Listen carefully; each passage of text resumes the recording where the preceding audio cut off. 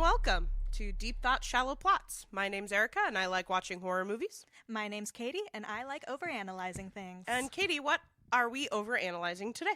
Today, we will be overanalyzing Sam Raimi's 1981 The Evil Dead. Ooh, very exciting. All right, I say we jump into it. Yeah. So do we want to start by talking about just the characters in this film? Really, there's only 5. So if you don't mind, I'll tell you. Okay. So we've got Bruce Campbell, who plays Ash Williams, right? He's our one character who continues in all of the following remakes and sequels and spin-off TV shows. He is in the, he's represented in the entire franchise, yes. And then we have Ellen Sandweiss, who plays Cheryl. Okay. Who is Ash's sister, right? That's that character. And then we've got Richard Demanicore, who is who plays Scott or Scotty. However, he actually has a couple of names. His name, as credited in The Evil Dead, is Richard Demanicore, but he now goes by the name Hal Delrich. It's an interesting little thing. Yeah. You know, people change their name for a lot of reasons, especially in show business. Yeah, and this was probably an early thing for him that he just sort of did on a lark. Because it seems like a lot of it was them just sort of be like, come be in our movie. Yeah. We're a bunch of 20-year-olds in the woods. We have no safety regulations. We're making a movie. We've got Betsy Baker, who plays Linda. Our original Linda. The original Linda, yes. And then we have Teresa Tilly, who plays Shelley, who's Scotty's girlfriend. Yes. So we've got these 5 people. It's a tale as old as time. We've got 5 youths hanging out in a cabin in the woods. And as I like to say, hilarity ensues. Yes. Right? Let's start with actually just sort of the general makeup of this group. Okay, yeah. Because, as you pointed out, it is a little bit fun that we have 2 guys and 3 girls. Because a lot of the things we've seen so far have only had 2 girls and 3 guys. Right, yes. Which then, when we think about our archetypes, is always like, well, then the girls are the virgin and the whore. Right, and then this one, doesn't allow that to happen. So that's a little more fun. Yeah. This is also the movie. It could be more fun. Yes. Until we actually watch the film. Yes. And see the atrocious representation of women in this film. Yeah. But you're right. It sets us up for excitement, for sure. Yeah. Okay. So we have an interesting, unusual makeup of characters here. Yeah. This is also the movie where I had the galaxy brain thought that Yes, perhaps the reason why it is always 5 youths is because that is the amount of kids that fits in a standard vehicle. Comfortably. Yeah. We always have the driver and the passenger. Yeah. And then the 3 people stuffed in the And back. I'm also thinking about, we just watched Cabin in the Woods, and in that film they have the big truck. Or I'm sorry, Cabin Fever. No, you were right. Cabin in the Woods, they have the big RV. Well, Cabin in the Woods, they have the big RV where they could absolutely fit more than 5. But they didn't. But they don't. But also, in Cabin Fever, sorry, too many cabins. Too We're many going movies to talk about all cabins. these cabins. A lot of cabins happening. They've got the truck, right? And so, like, the 3 are kind of in that makeshift back seat that's the bed of the truck, right? So maybe there's something there. That's really interesting. I'm just saying. I genuinely never thought of that until you because we tend to get that shot of them all in the car together going to their remote destination. Yeah. I don't know. Just noticing things. So I noticed that in this film, we really jump to it. Right, like we're not. There's no setup like there is in Cabin in the Woods where we meet the characters, and then they get into the RV and make their trip to the cabin in the woods. We don't do that. We don't get that. We literally just these are 5 young adults in the car driving to a cabin. Yeah, the most we have of what their backstory is that one of them has a college sweatshirt on. Michigan State. Yeah. Yep. And we get told later on that Ash and Cheryl are siblings. Right. Yeah. And we sort of get that Ash and Linda are dating, and that Shelley and Scott are together. Yeah. And then Cheryl's kind of the 5th wheel, and she's Ash's sister. Yeah. So we see what we understand their relationship to each other, but we don't really know anything about them as people, or what they were doing before. And this goes for the male characters as well, right? So at least there's gender equality in that sense that we know little about all of the characters. Yeah. This is actually, I just kind of made a general, highlighted the name and just basically everything we know about them. Oh, okay. So, do you mind? Sure, Let's start with Cheryl, shall we? Okay. So, Cheryl is Ash's sister. She's a talented artist. Yes, we see her drawing, sketching. And she's the first character to interact with the unexplained phenomenon. She's the first to get possessed, and she's the one who ends up down in the cellar, which becomes relevant, right? But we don't know anything about Like, what's her age difference from the other Yeah. people? Does she also go to the same college? Do they all go to the same college? Oh, I don't know. Exactly. Yeah. And then we've got Linda. And pretty much all we learn about Linda is that she's Ash's girlfriend, right? He gives her the... it looks to me like a little mini magnifying glass, that necklace. Yeah, it's an interesting gift. Yeah. And Ash has to dismember her to kill her, right? So she's Ash's girlfriend, and Ash has to dismember her. She's the third to be possessed, and she's the one repping the Michigan State sweater. Yeah. But we don't learn anything else about, like, her skill set. Yeah, we don't her know. Interests. Is she friends with Shelley? Does she have a good relationship with Cheryl? We don't know. We don't know. Yeah. And then our third female character, Shelley, who's Scotty's girlfriend, or something. She's also the only one whose boobs we get to see. Yeah, she's our boob shot, which is relevant. And she's the second to be possessed, and is killed by Scotty. Yeah, she's real dismembered. Yeah. So those are our three female characters, but we have two male characters as well, right? So we've got Scott, who goes by Scotty. I call him Scotty. Yeah, because we're close. This is what I wrote down about Scotty. I wrote useless! Exclamation point. He's the one who insists on playing the tape they find. Yeah. That has the spoken words of the curse from the Necronomicon. He's the one who finds it. He's the one who finds it, and he's the one who insists on hitting the play button. Even when it becomes clear that they shouldn't do that, right? So I would say he is not useless. He is doing a lot, in fact. It's just the wrong stuff, yes. And I mean, he can also drive a car. We know that about him. He can drive a car. Good for him. He's also blonde. But he doesn't own the car. Who does own the car? It's Ash's car. Oh, of course. Because Ash just got it fixed up. Oh. Scotty's complaining about it. Oh, that's right, because that's the car. What kind of... Do you remember the car it is? A yellow one. A yellow... I don't know. That's the extent of my car knowledge. They have colors. It's a 1973 Oldsmobile Delta 88 Royale. That means nothing to me. Good job, Ash. My dad used to own an Oldsmobile. That's the only reference I have, except it was from 1998, not 1973. Yeah. This is a car that will follow Ash through the franchise, including in the 3-season series Ash vs. the Evil Dead. So the car is relevant. What else I said about Scotty? I said that he's a dick. Yeah. And really, I consider him very highly individualist. When he needs to or feels compelled to chop up Shelley, his girlfriend, after she's become possessed, and he has to, take care of that. Ash is like a little bit apprehensive about it. He says, well, Shelley's a friend of ours, right? And then, but Scotty doesn't seem to care about that. And then when Ash finds himself in a really similar situation with Linda, right? Scotty refers to Linda as your girlfriend to Ash, right? So we definitely have this, separation of Ash separating himself, being much more worried about the collective, and Scotty being much more worried about himself as an individual. Yeah, that is interesting. Yeah, I'm just thinking of that, especially in comparison to when it's time for them to go out into the forest. Cheryl and Ash go out together, trying to take care of each other, and it doesn't work and they have to come back. Right. But Scotty is the one who purposely goes out into the forest by himself. Yes. And then of course, last but certainly not least, Ashley Ash Williams. Ashley Ash Williams. Your cousin? Yeah. So he's our main character, but the thing is, the weird thing about Ash to me is that he doesn't give off main character vibes. Not at all. Certainly not for the first half of the film. Yeah. I mean, if anything, his sister gives off the main character vibes in the beginning of the film, because we have that moment alone with her drawing. Yes, and she has the first interaction with the, and she's kind of which obviously the remake makes use of by making her the main character. So, yeah, he's our main character. He's our final boy. But that's not really revealed until later, and as the series progresses, honestly, Ash becomes kind of an asshole. Yeah. He's a dick. But I am willing to give him a little bit of leeway, because honestly, as the series progresses, not just the film, but this trilogy, and then, the film series Ash vs. Evil Dead, he's been through it. Yeah.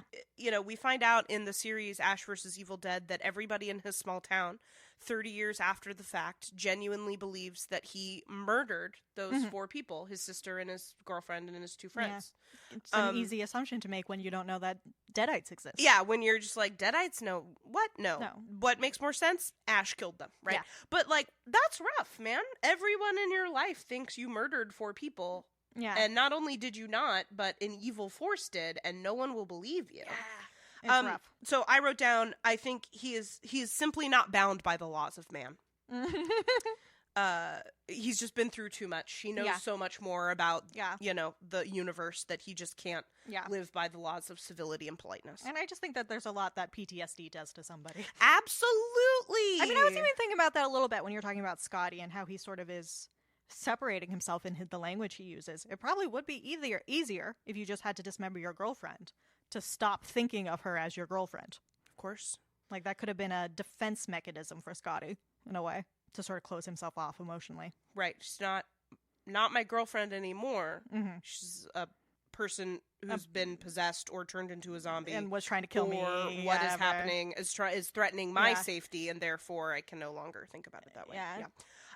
So I have a couple of things I found interesting. Do we really just want to jump right into the gender aspect of this film? It's a huge aspect. Right, because of what you were just saying about Ash and his journey through this. Yes. I do think it is interesting. I don't think we're going to talk a lot about the other movies in the series. No. Especially since I've only seen the first two. So yeah. I'm not actually familiar with the rest I saw of it. Army of Darkness a couple years ago. Mm-hmm. A couple years ago was the first time I saw it, so I have seen it, but it's not super fresh in my mind. Yeah. And we did watch Evil Dead 2. We had a double feature. Yeah. We watched Evil Dead 1 and what I Evil found, Dead 2. what I'm sort of getting at right now, what I found really interesting was how different Ash was in this first one that we're talking about, and in the second one that's kind of a revamp. Yeah. That he's so much more of an action hero in it. He's got the, cut up shirt so you can see his muscles. Yes. Sort of thing. And like he's got the blood drip on his face that just so delicately features his cheekbones. Yes. Just so you can really see how defined and hot he is. I was like, okay, cameraman. Okay. Eat it up. Yeah.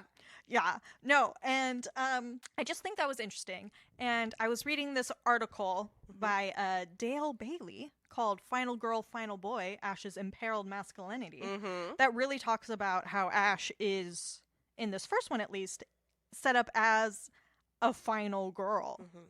Right, because final boys do exist. Yeah. But what you read was making the argument that Ash is not a final boy. That he's feminized but a final by girl. This movie. Tell me more. Interestingly, Sam Raimi apparently told Bruce Campbell that the reason for having the protagonist be a man was because that would make the film more horrifying than all the movies that have it as a woman, because instead of seeing a woman screaming, crying, crawling around, what else is running new, away, right? whatever, instead we're seeing a man reduced to a quote unquote feminized state. Right? Yeah. And it's even in his name. There's a reason Ash, why he's named Ashley. Which is a man's name. It was originally a man's name, but it's been feminized. And honestly, our culture has really demonized anything associated with femininity. Yeah. And what gets associated with femininity? Emotions. Yeah. Right? And it's just no, humans feel emotions. It's not women, right? And I know that me growing up in this American society, I totally fell for that. It took me a really long time to realize, we devalue things we find as feminine. Yeah. Right? And so I, as a woman, was just I also devalue things I find feminine. That's why we have that, not like the other girls. I'm not like the other girls. Yeah, exactly. Because that's the way to be cool. Yeah. And that's also why we see in a lot of slasher films the idea of, as the movie progresses, the final girl tends to take on more agency and, be more action, because we really associate action with masculinity. Yeah. And so that's how the woman is allowed to have power in the end, is because she sort of takes on the power of masculinity. Right, she's taking action. Yeah. Often using the weapon of the killer and things like that. So in what ways is Sam Raimi, the director of this film, is explicitly telling us that Bruce Campbell, Ashley Williams, is actually more feminized, right? So well, not explicit. Okay. He's explicitly saying that to have a man go through this is more terrifying, because it's more terrifying to see a man reduced to this sort of state that we normally see women reduced to. Right. And so you're the one who read this essay. I'm wondering, what are the examples in the ways in which Bruce Campbell or Ashley Williams is is feminized or is going through things we normally see women experience in horror movies. Well, what I really liked with the first one is because, I mean, I guess the way to think of it is that we see men as being really action-driven, and the people who are doing things, and the people who are driving the plot. And we've already talked a little bit about how Ash doesn't really drive the plot. And we know that right from the beginning, in the fact that he isn't the one driving his own car. That's true, yeah. Scotty's driving his car, and he's lumped in the back with, like, his girlfriend and his sister. Yes. So he's already being associated with, like, these other women. Mm-hmm. And, like, he doesn't drive the car, he doesn't drive the plot or make decisions in the same way. Certainly not within the first half. It's Cheryl and it's Scotty who go into the woods by themselves. Yeah. It's Cheryl and Shelley who are the most vocal about, like, hey, we need to get out of here. Yeah. They're not really listened to. Yeah. I also think about in the very beginning of the film when they make it to the cabin, they make Scotty go open the door. Yeah. And the female characters and Ash are all just hanging behind back. him, waiting for him to open the door. Yeah, he's lumped in with the girls. Yeah. Yeah, it takes Cheryl begging Ash to, like, get her out of there for him to actually get in the car and drive somewhere. That's and true. even then he can't be, like, effective at that. They get to the bridge and it's broken. The bridge, So it's like he tries to be, like, masculine and do that, but, like, it doesn't happen for him. It's, like, not him to find the book. It's not him who plays the recording. Right. Scott plays the recording. Cheryl demands he stop. Ash is just there. He's not stopping it. He's not telling Scotty to stop. He's not the one who's playing it either. Like, he's not bold enough to be on either of those sides. Yeah, he's just kind of there. Yeah. Yeah. Like, when he first has to, like, deal with the Deadites, like, he has an axe in his hand, but, like, he doesn't even use it at first. And it takes Scott being like, hey, Shelley's possessed, we gotta do something. And Scott is left, like, dismembering her himself, even though Ash is there and could help. Ash just does not. I mean, fair. But, you know, I could also see that as just, like, a fight, flight, freeze response. Yeah. Like, just freezing in the moment because... Yeah. But that's not what a man does, Erika. That's not what a man does. That's true. I mean, we have the other scene where he's supposed to, like, dismember Linda with a chainsaw. And instead he's like, Linda, I can't, Linda! He loves Linda so much. He tries to use a shotgun. All of his Lindas. He loves his Lindas. Yes. The article pointed out that he has a shotgun, but he can't even use that effectively. He, like, tries to load it, and he, like, struggles with it, which is, like, such a phallic symbol that he can't even get to work.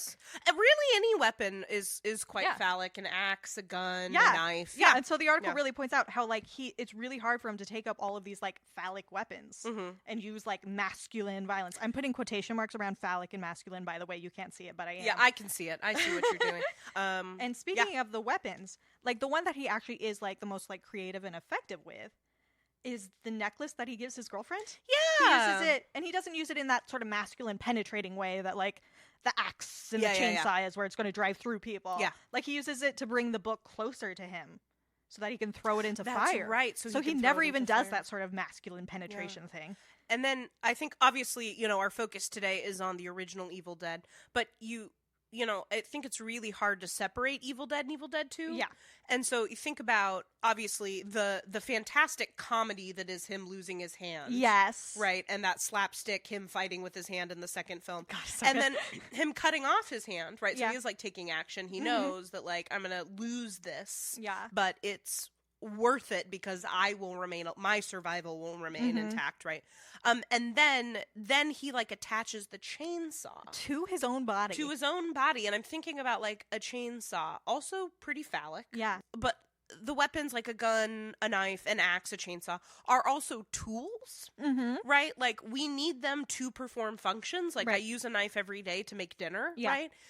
Chop wood with an axe. Chop wood, use a gun for hunting. Yeah, chainsaws are for trees. Yeah, so it's like they're weapons, yes, but, like, they're also tools. And it takes Ash an entire movie, basically, to get his act together. Yeah. And, like, start realizing, like, oh, these Deadites aren't going away. I am now in charge of, like, keeping this immense evil in check. I better attach a chainsaw to my body. Yeah. But in the first film... Yeah, no, he never gets to that point. Yeah, he never gets And, like, even when he gets to the end where it seems like, oh, he's finally done it all. It's over. It's fine. He's outside, and we see the shot of... We are sort of with the camera as a Deadite going inside of him through his mouth. That's true. Yeah. Which, I don't know. Because he's screaming. He's like, ah, no. Yeah. And we're just going to go right down his throat. Yeah. So, I just thought that was an interesting point about Ash and how the gender works and how much that got kind of changed for the rest of the series, how they didn't really keep with that. Yeah, right. And then that's a big part of Ash's character development. Yeah. Because I think in this film, within the film of The Evil Dead, there's not a lot of character development. No. Other than now this person's possessed and you need to make a really tough choice about dismembering the body of this person who you once considered your girlfriend. I would say that there is character devolving. Ooh. You know? Yeah. Especially with, actually, Ash in his, like, descent into madness. Ooh, yes. The madness.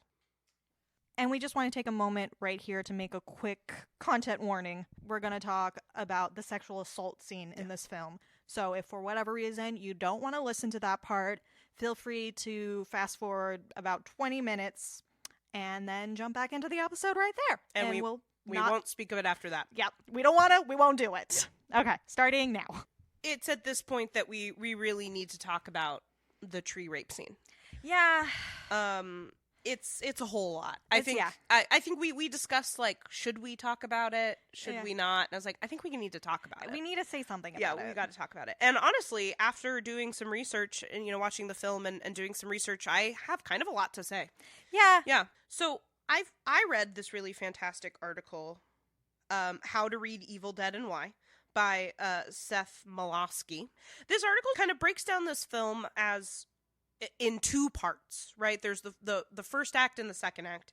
And the scene that acts as the catalyst for moving from part 1 to part 2 is the tree rape scene. So he posits, and I agree, that the first part is basically just like a B horror film, right? Yeah. And in case anyone out there doesn't know, a B horror film, basically just read low budget. Yeah. That's what that means. Yeah, low budget. yeah. And actually, I did learn that the term was actually meant to identify films intended for distribution as, like, the less publicized second half of a double feature. Oh. So you would go to... like the B-side like of an album. album. B-side, exactly, yeah. That makes a lot of sense. Yeah, you'd go see a double feature. The first film would be, you know, a very popular one, and usually that second feature would kind of be a... Yeah, because maybe just people won't stick around for it. Yeah, and it was often pretty low budget, right? So we definitely see that. This is well-known as a very low-budget film, right? Yeah. We see that in the bad acting, honestly. We see that in the cliched elements of the horror slasher genre, right, you know? Yeah. We see that with minimal character development. It's not about the characters. It's about the how horror. we're going to see their bodies get torn apart. Yeah. And then part 2, it kind of shifts to, like, a gross-out comedy. Or like a zombie comedy, maybe even specifically, which again is exemplified by the bad acting, the fact that there is too much blood. It gets ridiculous. There's so much blood. The blood in the light bulb, though, is so good. Oh yeah, yeah, it's so good. So, and then we kind of enter like a slapstick, right? We have like exaggerated physical movements, right? You know, Ash is getting terrorized by, I don't remember who, but one of his possessed friends, and he's just getting like thrown around. Yeah. And, you know, so it's like, it's almost kind of, it's played for a laugh, yeah. right? And then we have like, you know, we've got too much blood, but we also just have other gross stuff. That's so gross. There's like, for some reason, when people get their head cut off, like this weird white milk stuff comes out.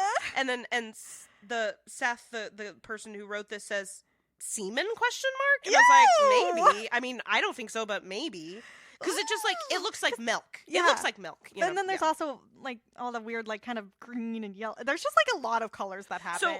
So, you know, it's like two films in one, right? Mm-hmm. And so usually we talk about, you know, so like, and the pivot point is the tree rape scene, right? So is the tree rape scene meant to be horror, or is it meant to be gross out comedy, right?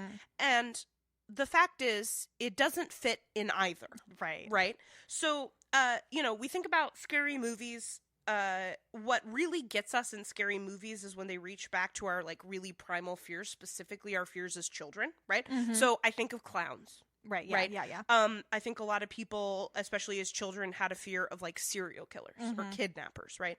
The Dark. Right, yeah, just the as dark. just that's as the a big one. As an entity, right?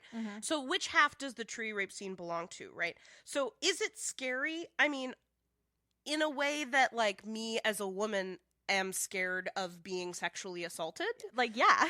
Yes. However, I'm not scared of being sexually assaulted by a tree. Right? So, I mean, a lot of my childhood fears go back to the scene in Jumanji where the Sure. big vines come out and wrap Heck around yeah. everybody. So my fears are a little bit aligned with that. Sure. But... So then maybe we would make the case that it belongs in the first half of the film. Maybe, yeah. I will say it made me very viscerally uncomfortable to watch in a way that the rest of the movie doesn't. Yeah. Well, it made me, like, and like squirm. the way that it's shot is just like, this is very graphic, right? Yeah. Like this is going on for a while. And then it has that weird, though, thing that takes it away from horror, that kind of discordant, like, I don't know, moaning that she does, where it almost seems like she's enjoying it, quote unquote, or it's like unclear. Yeah. That makes it like, are we supposed to think this is scary or titillating? Which happens to us a lot in our culture. Like there's a ton of like, you know, like advertisements for who cares what their advertisements for, with like a woman alone in like in a public place, usually at night, right? Mm-hmm. And like a shadowy figure approaching her, right? Yeah. And so like how it plays, like it kind of plays on this idea of like, oh, maybe a romance is about to occur. Mm-hmm. But like if I'm a woman alone, especially at night, and a shadowy figure approaches me, I'm not thinking about romance. No, God, right? no. So I think it kind of depends on, you know, like this scary movies, you know, the point is to attach to and exploit our like most primal fears, and usually those fears come from childhood, right? Yeah. Obviously, sexual assault, I think, for pretty much any woman is going to be a fear that we have, right? It's not necessarily a fear we have as children. It's usually one that as we approach adolescence and go through puberty start to learn that we need to fear, right? Yeah, as rape culture becomes more and more prevalent in our lives. Right, and then all of a sudden people care about what we're wearing, and God, it does start young. Yeah, it starts young, yeah. So in that way, it is I can scary. remember how old I was the first time I got catcalled on the street, and it was 11. Yeah, that sounds right. Yeah. So to me, I think if this scene must be in the film, which we'll talk about why it shouldn't be, right? If this scene is supposed to be in the film, I think it does fit more in the horror part, just as a woman fearing sexual assault, with very good reason. Like the odds are astronomical, right? I think it's like 1 in 4. Yeah, it's just like it's that. awful. Yeah. So and to be fair, that's the numbers are kind of high for boys too. They are very high for boys, and that's, you know, another problem, right? So, but then if we read the tree rape scene as part of the slapstick gross out comedy, that's very troubling. Because is it funny? No, it's not funny. Yeah. Rape isn't funny. But at the same time, you could see how in like our rape culture, the way that rape has been used as jokes, right, over and over again. However, you know, we might find ourselves laughing as just a way of staving off the feelings of like being deeply uncomfortable. Yeah. But there's really nothing funny. Yeah. Right. Yeah. So the conclusion that Seth comes to, and the conclusion that I support, is that the tree rape scene, it's quite ludicrous, right? Like a tree, okay, whatever. Right. There is that sort of comedic thing in the ridiculousness. It's too ludicrous to be that scary. Yeah. It's too realistically unpleasant to be funny. Yeah. Right. So it's neither. And this scene should have been left on the cutting room floor. And it sounds like, and what you want to tell me is that it should have been. Yeah, from what I was looking at. It was going to be. Since this was, you know, made, a lot of people have spoken against it. And Sam Raimi himself has said that he really regrets that he put it in there. And that, like, you know, his philosophy with horror, his point of horror is that it's supposed to be kind of something that, like, scares you and grosses you out, you know, and, like, disturbs you a little bit. But, like, more in a fun or at least an enjoyable way. Not something that actually, like, literally offends you. That, like, that's not his aim with horror. And so he thinks he went too far with this one and that he got it wrong. Right. That wasn't really the point. And probably as a man in 1981, not fully understanding the world. Yeah, these, like, 20-year-old guys. Yeah. Like, I could get how they wouldn't quite see the world that the women they know and love actually live in. Yeah. And not quite get it. And so then it's interesting that then it is still you. He said this before the remake was made. Mm-hmm.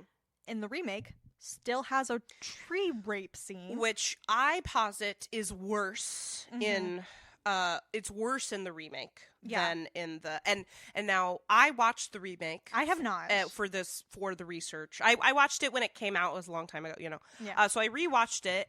I didn't go back and actually check the timing, but it feels longer in the remake. It feels like it's taking longer, and we actually see like what gets me why I think it's worse in the remake is because we get a close up on like the crotch, right?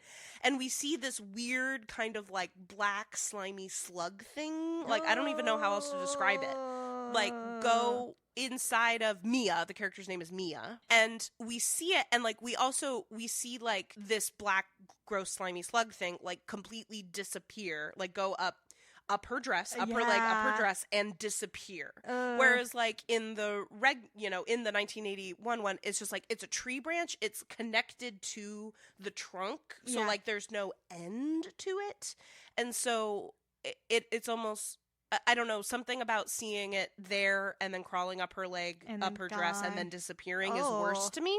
Yeah. But you said that you looked into some. I just saw some reasons people who said it was worse in the original.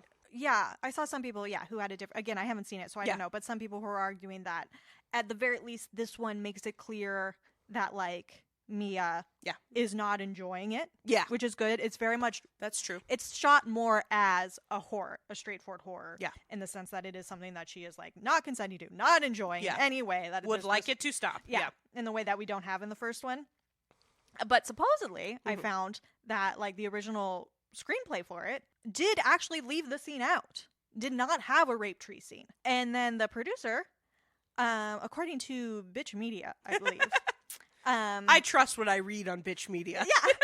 They kind of put together, they're pretty sure it was the producer, Robert Taper, because supposedly it was a producer who was on the original and is also on the remake. And Robert Taper's like the one. Who was on the original and the remake. All right. But I'm not sure if that's ever been like confirmed. Sure. So take with a grain of salt. Yeah. But a producer at least insisted that they needed to include it because fans would be expecting it. Okay. That they needed to have it because of that. Like fans will be like, "Where's my rape tree? I need my rape tree." Where's the tree? And then they talk about this experience of like being sitting in like a screener for this remake. Yeah. And having to watch that scene and then having a bunch of like, 20-something guys actually like cheer at the end. Right. And be like really ecstatic and into it. And just sort of sitting there and having to be like, oh, fans did want that. 20-year-old boys wanted that. 20-year-old boy fans wanted that. Yeah. And just like, ooh, the ooh-ness of that. Yeah. But I do actually, I guess, want to talk just a little bit more about, like we've sort of talked about it in a meta sense, but like what it does in the film. Because there is one thing where I feel like it could... There is a way I feel like that maybe this could work. In the sense that... there's the tree rape scene? Yeah. Okay. Or at least the idea of it. Yeah. Because there's a way where Cheryl works as like a victim of sexual assault. In the sense that when she gets back, none of her friends believe her. Right. Like even when she first starts talking about how there's something going on, there's something creepy happening here. Yeah. Like everybody wants to like really dismiss her fears. And like even after she gets molested by this tree, and like it's really clear from the state that she's in, coming in from the forest, with like her clothes torn up and stuff. Like something happened to her. Something happened, yeah. And still they want to like just dismiss her. Like when she tells Scotty to not play the tape, he's like, oh, don't be stupid. It's just a joke. Calm down. Which is like such a thing that guys say to girls who are like, no, this is actually literally very harmful. Yeah. And it's not a joke and I will not calm down. And this way of like just not being believed. And you're the one who needs to rethink the way your thought process and thinking this is funny when it's not. Yeah. And how it's just like, I don't know, I just feel like in someone's hands, that sort of story could be done well. Yeah. Not these hands, and I'm not sure exactly how. Yeah. But, like, there is something there. Yeah. Where she isn't believed in this way, and she has to keep forcing her way to, like, be believed. And even when Ash is like, fine, I'll get you out of here, you can tell he's, like, not really... He's like, okay, my sister is upset about something. Yeah. I don't know what it is. I guess I'll try to take her out of there. Right. But, like, none of them's really, like, on her side about it. And that's, really similar to rape narratives. To be like, this thing happened to me, and well, at least like, I mean, I guess for better or for worse, like the other characters don't believe her, but like even if they maybe did, like at least they're not like victim blaming her. Like they're like, well, don't go out in the woods then. Yeah, because they all go out in the woods.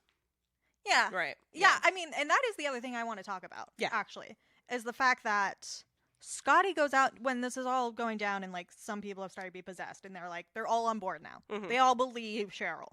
Scotty is like, I'm going to get out of here. and he goes into the woods, and we don't see what happens to him. Right. He just goes, he leaves. A while later. And then a while later, he comes back. And he's all cut up. Yeah. And saying that the trees are alive. Uh-huh. So it's literally just like what happened to Cheryl. Yeah. So, like, to me, that suggests that he was also molested by a tree. Maybe. Yeah. And there's something about how we don't actually see that one, though. Right. We don't see that one because, like, we want to, like, afford men more dignity. Right. You know? Yeah. I mean, it would be, once again, that quote-unquote feminization of a male character. And interestingly, it's after that happens that Scotty then dies and then is possessed. Like, he has to go through that feminization before he can be possessed. You know what I mean? Yeah. Like, because that's, like, a crime that's greater than any sort of, like, physical violence that can happen to him, is that he's, like, reverted to this woman's role. Right. So then he can be possessed. Right, because all of the women get possessed first. Yeah. Yeah, that's true. Yeah, I mean, it's always, they're possessed first. Even when we hear the story about the academic and his wife, it's his wife who's possessed. There's a wife who gets possessed first, yeah. And so it's, like, the women's bodies who are, like, dragged around and cut apart and stabbed and buried. Yeah. There's, like, no dignity for them. Yeah. In this way that's, like, perhaps because we're really desensitized to this sort of violence against women. Both the sexual kind of violence and just, like, the physical, brutal kind of violence. Where it's, like, it's only when it's a man that it's taking it too far. Right. Because we're not used to seeing that against a man. For especially if this film was supposed to have that borderline comedic sort of tone to it. Right, yeah. We can't have a man get this kind of assault happen to him. That's not funny. At least we can't show it. Like, we can reference it, but we're not going to actually show it. Right? And just sort of, I don't know. It's an interesting thing. I think I'm done talking about the tree rape. Let's never talk about it again. At least not on microphone. Yeah. All right. If you wanted to skip past that last part, now's a good time to jump back in. So I wanted to talk about, how to read The Evil Dead and really what is this genre of film, right? Mm-hmm. So I think, it is a horror film, but, as I was watching it, it was so hard for me not to read it as a slasher. And maybe that's because I've been watching a lot of slashers lately. Mm-hmm. And even on the pod, we've done quite a few sort of the general idea of the 5 youths going to the cabin. Right. So it was, I was seeing this as a slasher film, even though it's really not. But, in the ways that it is a slasher film, we've got a group of 5 youths. Mm-hmm. We've got the remote location, right? Mm-hmm. We have the deaths all occurring within a very short period of time, within a night, right? And we have the final girl. Yeah. Right. So that's very slasher beats, right? Yeah. And then, it's interesting because I read this article about whether or not the Deadites are zombies, right? And looking at, like, what's a zombie narrative, versus a possession narrative. Because I think what's really popular right now, I think we're kind of moving away from it a little bit, but certainly in the last 10 years or so, the popular theme in horror movies has been demonic possession. Oh, is that true? At least the ones I've been watching. Okay. Yeah. You would know more than me. So I thought you were going to say zombies, but I guess we've kind of moved on from zombies a bit. Oh, zombies are definitely also still there, too. With The Walking Dead, definitely with TV. Right now, The Last of Us is on. So actually, it's funny because we were talking earlier about how the purpose of horror films is to, like, play on our, like, most primal fears and anxieties. And actually, the idea of a zombie apocalypse was, like, one of my, like, intrusive thoughts at the end of high school. Oh, really? I was just like, a zombie apocalypse is gonna, like, I spent a lot of my time thinking about what happens in the event of a zombie apocalypse. What am I gonna do? Right. Yeah. And that's when I found out I had an anxiety disorder. I had one before that. But that's when you found out. When I realized. So to me, zombies do play on those, like, really primal fears. I want to talk about, like, what are the Deadites, right? Because while I read this as a slasher film, it's not really a slasher film. It's like a zombie or possession film. Yeah, because they're also not really zombies. Because they're not zombies, right? So, I also made a little, part of my T-chart of comparing it to a slasher film versus a possession or zombie film. And also a possession and zombie film, like, those are two different kinds of films, but they go together pretty well. So, like, it's not a slasher because we don't have, like, that single, often masked psycho killer. Right, yeah. The killer are, like, otherworldly forces for evil. Yeah. We don't have the intervention of a holy person, which happens a lot in possession films. There's always one where it's just like, we got to go see a priest. Or, a brujo, or whatever, Yeah. We do have the questioning of the character's sanity, right? Which is usually something that happens in possession films. And then I also noticed what really keeps it from being a slasher film is that there are no drugs in this film. Yeah. Very little sin, right? We see there isn't the kids, like, they're all going to have a good time at the cabin, but we don't see the cabin fever, like, I'm gonna drink all weekend. Like, we see them at the beginning of the film. Once they're in the cabin, they have a very charming family dinner. Yes, it's they're all cute. Around the table talking to each other. I believe Ash is at the head of the table, if I recall correctly. And they do a toast. They do a cheers. But like they just have cups. We don't know what's in there. I mean, even if there is alcohol in them, it's not like it seems like a nice, it's not acceptable amount. Yeah. And we even have what would set up Cheryl as our final girl. Yeah. Is I think that is the one part where she's kind of off to the side drawing. So, like, if that is our excess teen sin, she would be the one kept away from it. Yeah, engaging. But she still is. I don't know. Yeah, I don't know. We also still isn't that much excess for her to be avoided. We also have a marked absence of sex in this film. Yeah. We get one boob shot. Mm-hmm. Which is not sexualized. Shelley. No, not at all. And as a matter of fact, we actually get equal opportunity chest shot. Yeah. We see Scotty's and Shelley's at the same time. Yeah, because they're just getting ready for bed. It looks like they're just getting ready for bed because they are taking their clothes off, but they're taking off their own clothes rather than like each other's clothes. And they're like not looking at each other. They're like situated away from each other and actually walking in separate directions. So like it's really not sexy. Yeah. You know, it's like they're just comfy and, you know, probably been in a relationship for a while and are just getting ready for bed. A nice good night. It's not actually and then, like, sexual. Yeah. Our other couple who we see like romantic moments between, Ash and Linda. Yeah. It's this very kind of like playful, almost like young love sort of thing where they're like playing this little coy game with each other where Ash is pretending to be like asleep. Yeah. And then he presents her with this like necklace and it's all cute. It's very romantic. Yeah. Yeah. And there's, again, devoid of sex. Yeah. There's like does not play into this. I mean, again, that's another difference to the Ash we get in the second Evil Dead, where him and Linda actually talk about how they're like really into each other. And he has that moment where he's like playing the piano and she just has a shirt on and just dancing for him. Because that Linda's a dancer. That Linda's a dancer, you know? But it's like already we have like an uptick in the sexiness. Right, yeah. That we just don't have in this first one. That's true, yeah. I think that the Deadites are demons. Yeah. Because I think that what happens here is more along the lines of a demon possession than a zombie possession, right? Because we get because the ghouls, the possessed people, right, are dead bodies possessed by demons rather than like reanimated walking corpses like a zombie is. And also we do get, I think we see it happen with Cheryl and Linda a couple times, is they're possessed and they've got their, their possession makeup on, so like, oh, something's wrong with them. But then after becoming possessed, they have brief moments of being normal, like quote unquote back to normal. We don't know if it's actually them and the Deadites left them for a second, or if the Deadites are like using their voices and their faces to trick. And that really rings a bell of zombie possession more than demon possession more than zombies. Yeah. Because like once you're a zombie, you're a zombie. Yeah, right. Like you don't come back to your senses. Always a big element of zombie films is that there's like no cure. Yeah. Once you've been bit, it's just it's over. You're past the point of no return. You just got to avoid. Yeah. So I think they're demons. Also, honestly, my knowledge of demons and the rules of demon possessions is informed significantly by the show Supernatural. Oh, yeah. Well, see, what I was going to say is that often, though, the difference with this one to normal demon possession films and stories like Supernatural is that there's often a very, like, Christian religious element to it. Like, these are demons from hell normally. Yes, yeah. And that another thing that makes this one sort of stand out as different is that, like, this is not hell demons. These are, like, ancient beings of some sort of ancient evil. Right, which goes into the fact that they're summoned by the Necronomicon, which we'll talk about in a second, right? Yeah. But, I just think it's really interesting that, like, what does the zombie narrative tell us, right? What function does this serve, right? Mm-hmm. So even though I think they're demons, but let's just say they are zombies, right? So zombies kind of play off of our fears of immorality, right? Like our girlfriend might become possessed and we might be forced to kill our girlfriend, right? Which is true with demons too.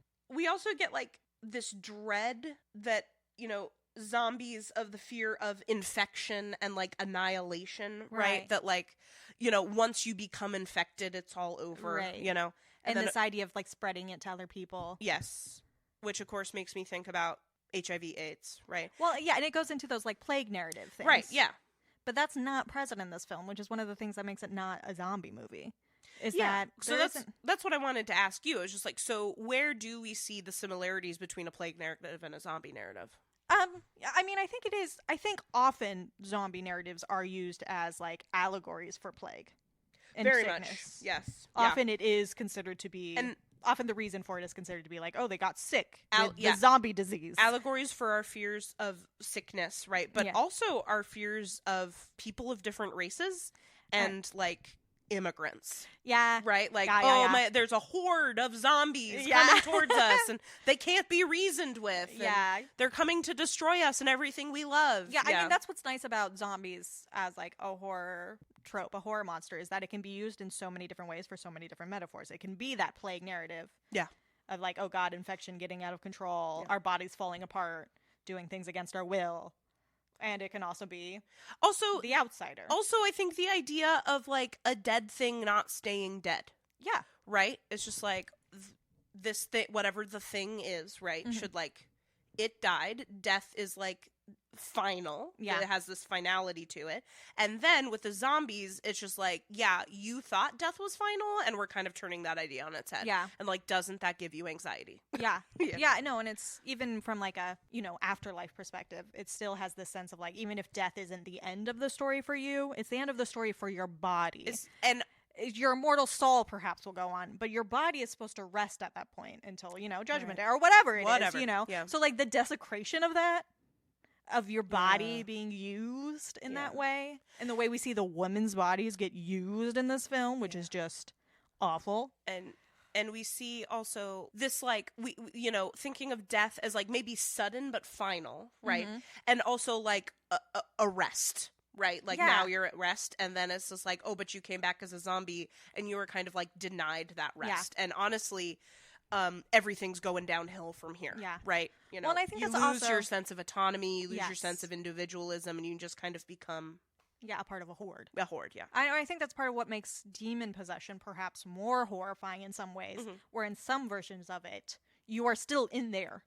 Watching this thing go on without you. Yes. Watching your body kill your boyfriend or whatever. Yeah. And those demons do like hit on those anxieties of like your girlfriend's in hell. Yeah. Right? Or like your mom is in hell. Yeah. And it's just like, I don't want my girlfriend to be in hell. Yeah.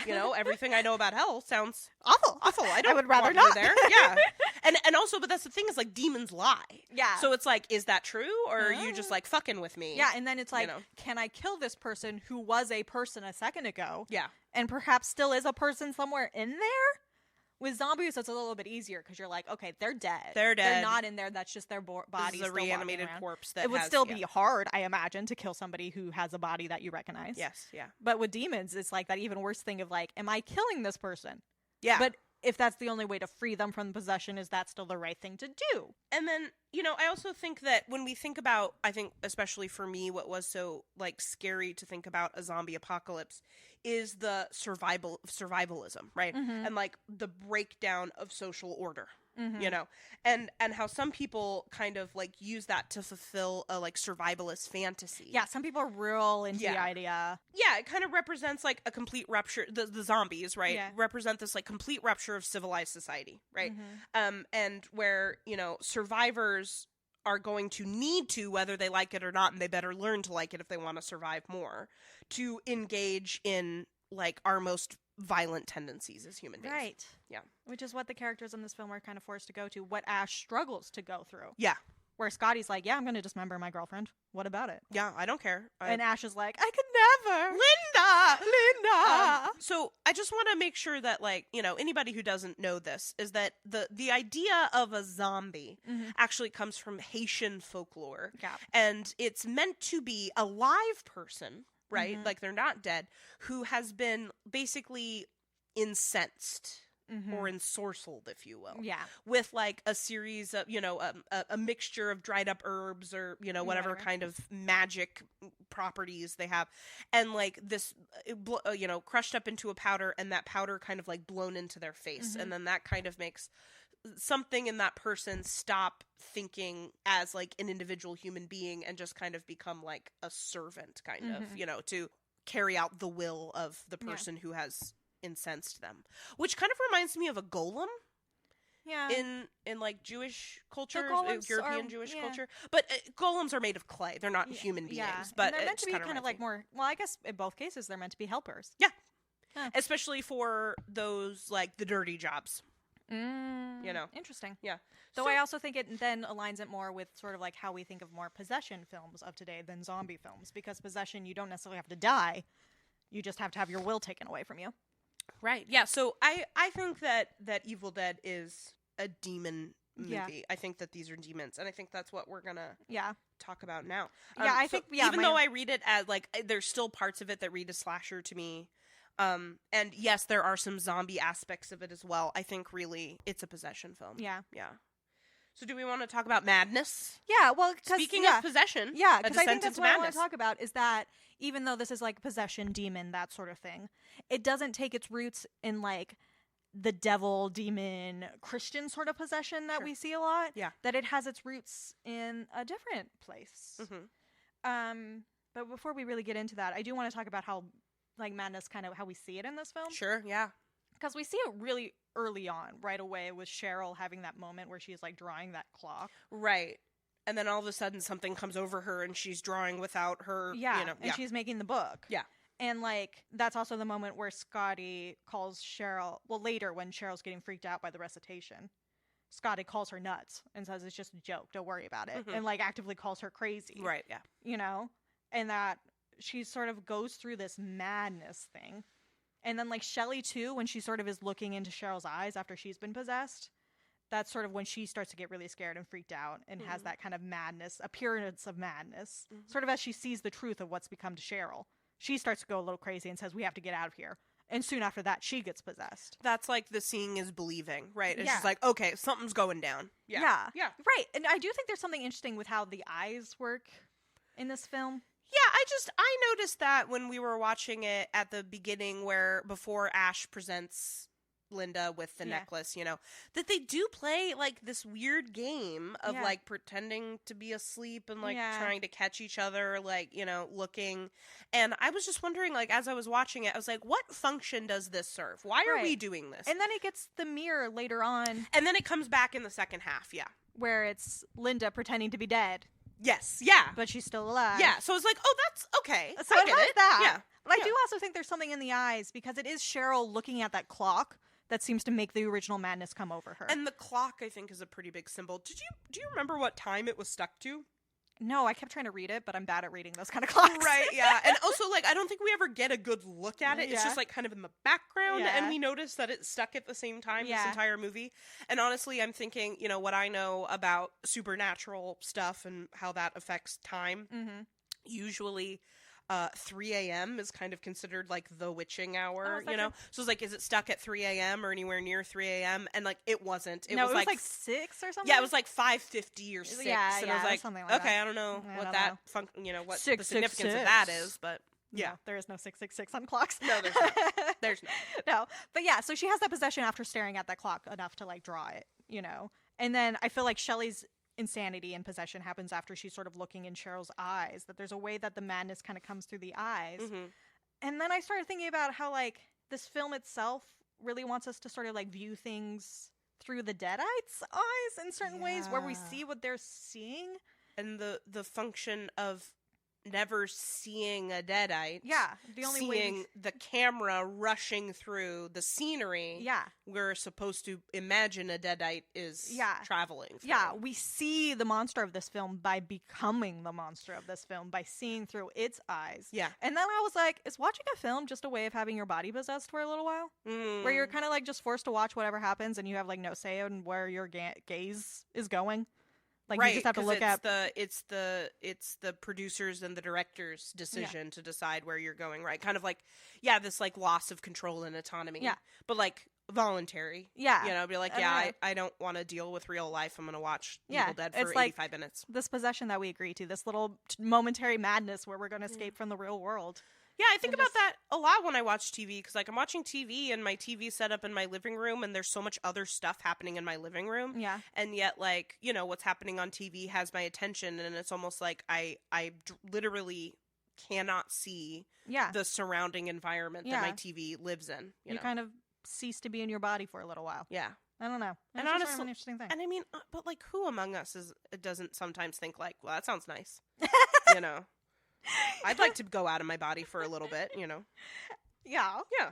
But then I wondered if psychological torture was kind of like a point with these demons, if that was like a goal for them. I believe so. I think that's what demons do. Right. I mean, especially with Linda, her whatever demon is possessing her, where she doesn't really attack a lot of the time. She spends a long time singing weird songs, being really and just annoying, cackling. Yeah. And like Ash a few times is like, "Why are you torturing me like this?" I definitely wrote a note as like, these zombies or whatever demons are so annoying. Yeah. Like they like use mockery and like they just make loud annoying sounds and made me wonder like what their goals were. Yeah, what do you want? I was like, do they need to break these people down to a certain extent before they can possess them? I was thinking about how how we talked about before how like women were considered more susceptible to like devilish influence. Yeah. Because they're considered quote unquote weaker or whatever, and how it was always easier for these women to get possessed. Yeah. Whereas Scotty doesn't get possessed until whatever happens to him in the woods. Right. And then he actually like seems to kind of bleed out and die before he can get possessed. And Ash doesn't get possessed until after he like actually starts like hearing voices and like being in this like kind of haunted cellar where it's like almost kind of hard to tell if this is like the demons doing this or if he's actually losing his mind. He has that weird moment with the mirror. Yes, the mirror. Yeah, that's true. It's like, are they trying to fuck with him? Is he actually losing his mind and having this break with reality? Do the demons need him to have a break with reality so that they can make him soft enough to possess? Yeah, because I think about, just real quick shout out to Last Podcast on the Left. Okay. Because they cover a lot of like real life possession stories, right? Oh, cool. And, or at least like it's said to be a real life possession, And a lot of the things is that like these possessions, again, finger quotes, are like usually fall upon people with, what we would consider like a weak constitution, right? So especially young children, just because they're young, right? Girls, and especially girls very close to puberty. Like there's this really interesting connection between like these tales of possession and poltergeists happening in households where like a girl just got her first period. Yeah. So like there, a mark of change, right? Yeah. And like we, and then I think about the remake where they add in the theme of addiction, right? Like people who are very vulnerable. Yeah.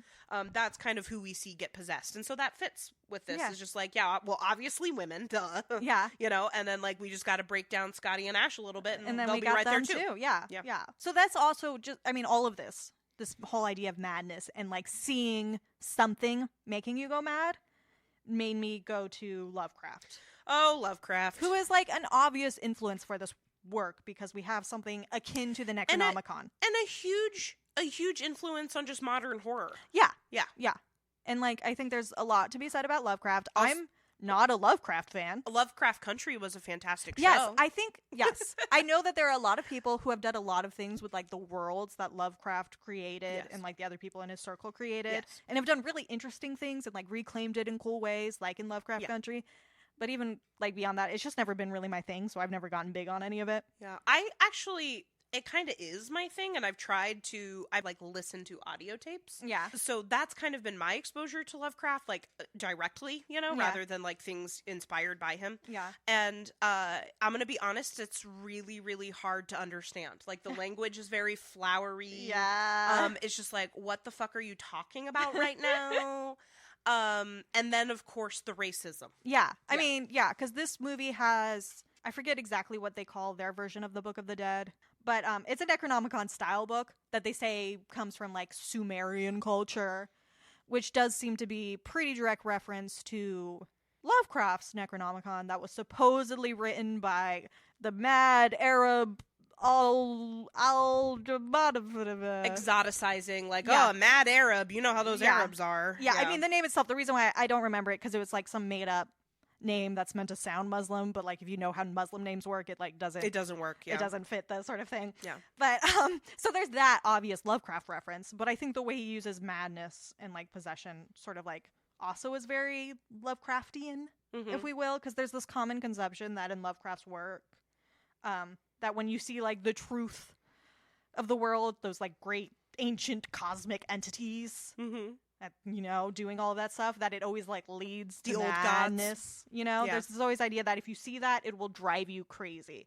There's the idea that if you try to read the Necronomicon, it'll drive you crazy. Right. And apparently that's like not necessarily true. There's often characters who like survive their encounters without going crazy, like their sanity is intact. But again, I'm not a huge Lovecraft person, so I don't know. Yeah. And it does happen sometimes that when they see this, it makes them crazy. And I think that's kind of what's at play here, is that to see the Deadites in the Necronomicon and like to hear the thing sort of... Is to lose your grip on reality. Yeah. And your grip on sanity. Yeah. If we can bear a Lovecraft quote... I can. From the Call of Cthulhu about madness. Yeah. He said, "The most merciful thing in the world, I think, is the inability of the human mind to correlate all its contents. We live on a placid island of ignorance, in the midst of black seas of infinity, and it was not meant that we should voyage far. The sciences, each straining in its own direction, have hitherto harmed us little. But someday the piecing together of dissociated knowledge will open up such terrifying vistas of reality and of our frightful position therein that we shall either go mad from the revelation or flee from the deadly light into the peace and safety of a new dark age." So yeah, it's the same idea of like once you know the truth, you're crazy. Once you know the truth, there's no going back, right? Yeah. I like that. Also, it's an interesting little reference to like a new dark ages, right? And it's like, what always gets me is like, we call it the Dark Ages, but it was only the Dark Ages in Europe. I know. Everybody else was rocking it. Yeah. The Arab world was like inventing algebra. Yeah. And beautiful poetry. Yeah. And sorry, Europe. And I'm thinking about like the Mesoamerican civilizations are rocking they were getting it done. They're like inventing a concept of the number 0. They were doing astronomy like nobody's business. And they're understanding, you know, the golden ratio and the Fibonacci sequence about 1,000 years before Fibonacci comes around. Yeah, no, it's such a misnomer. Exactly. Yeah. So, that's an interesting quote though. I like that. Yeah. Yeah. Okay. You get this one, Lovecraft. You get this one. Should we talk about the special effects then? Yeah, I want you to tell me about the special effects. Let me tell you about the special effects. Because my main knowledge of the special effects is that they were gross. They were gross. This is true. So, yeah, because I was, you know, taking notes of just kind of what I was noticing and what was coming up for me as we were watching the movie. And I realized, because, like, in general, I love gore. Yeah. I love it. You're I love into body horror. I want to see some arms get chopped off. Yeah. I want to see, you know, blood spurting out of things, right? But for some reason, when we were watching The Evil Dead, I was like, this is gross. And like, obviously all gore is gross, but like, it was just giving me a feeling of like uncomfortability that I don't experience with a more up-to-date special horror effects, right? You know? Well, and I think there's also a difference between like run-of-the-mill gratuitous violence, you know, except for violent people getting chopped up and stabbed through the eye or whatever, and like the body horror that like makes a body do something that is unnatural. Yes. I think, like, did you ever see that movie that Natalie Portman did? Oh, Annihilation. Yeah. Very Did you good. ever see Annihilation? Yes, very good. Okay. Yeah. Annihilation. Good example. Yeah. Specifically, the part that always got me, which I know Tessa is Thompson. not. Yeah, I know it's not the part that got other people, but I hate plants. Yes. So when her body like turns into plant life. Yes, that was a bit much for you. Yeah. Do you think you hate plants because of that scene in Jumanji? I mean, I think it's relevant. You think I think it's relevant. Yeah. But no, I hate trees and other plants because they move. But so slowly they do. that you can't see what they're doing. Yes. You don't know what they're up to. Yeah. But they're up to something. But see, here's the thing, Katie. They're just moving their leaves towards a light source. I think plants don't give a fuck about you, and you just can't handle that. that is horrifying in its own way. I like people to give a fuck about me. I just find, because it's like they don't move, but they do move, and then in movies where they're horrifying and they are moving, like in this movie, it's like, oh, I don't like that, that's not what nature is supposed to be like. And I think there's something in this movie also in the special effects where it's like, this is so unnatural that it's like an aberration. Yes, an affront. That makes you feel, skin crawly. So I found this really fantastic article, Reality is Mundane, Special Effects and Unrealism. It was written by Alec Jensen in 2016. And talking about how the special effects in the film are meant to, complement the general theme of unrealism and sanity. And sanity, right? Madness. Madness. So, at the time, again, this movie's from 1981. They just don't have the technology and, like, haven't developed the effects that give us, like, what we see in, like, Hostel or Saw. Like, we just don't have that yet, and that's fine, And I feel like even if they did have that, this was specifically a low-budget film. A very low budget. They don't have the money. Right, exactly. So we see, like, a lot of different techniques, right? We see the fake blood, we see the makeup. They're using, like wires to hang like chairs and stuff so they can kind of like move in unearthly ways, And what we see, I noticed, I don't know if you noticed, we see when like bodies are decomposing, what looks like oatmeal with food dye in it. Just like, it was like, that's oatmeal. Like, just splattered on the floor, like, dyed red, dyed pink, dyed blue, Gross. Yeah, I know. And I was like, that's that's gross. gross. Why still knowing what it is makes it even grosser. I know, yeah. And I was like, that. Well, I don't know, but, like, to me, it's like, that looks like oatmeal. Maybe it's not, but, like, that's what it looked like, And then, again, with the weird white milky fluids, I don't know what's going on with that. There's just like a lot of colors and a lot of textures. Yeah. And it's like, bodies don't do that. And that scene with the tree in the original is actually shot backwards. That's how they managed to create that effect. That makes sense. He talks about how all of these effects basically kind of become like to create like a surrealism, right? To make all 85 minutes of The Evil Dead like unreal. And give us kind of like a surreal feeling of like this is all kind of a bad dream, right? Yeah. Because like in the way that you have when you have a dream, good or bad, it's like things don't feel they don't correct. Quite line up. They don't line up. It's like, this isn't reality, though, Is this my Linda or a different Linda? Yeah, which Linda is this? Exactly, yeah. Call her Linda, but her face is different. Happens in dreams all the time. Exactly, yeah. So the techniques are kind of used to help create like a playfully demented version of reality, that Raimi's kind of playing with in the film. And I did learn because we see, people are getting dismembered, people are getting things cut off, and there's too much blood, right? Just like an ocean of blood. And you're like, human bodies don't have that much blood, right? And so that's kind of part of the unrealism. It's just like, you see someone's arm get cut off and you see like blood kind of pooling, and it's just like, well, that's realistic. That's what would happen if someone lost an arm, So just kind of like just completely divorcing itself. Like, there's nothing realistic about this, right? Everything's very unreal. Body could not contain that amount of blood. And yet here is all this blood, right?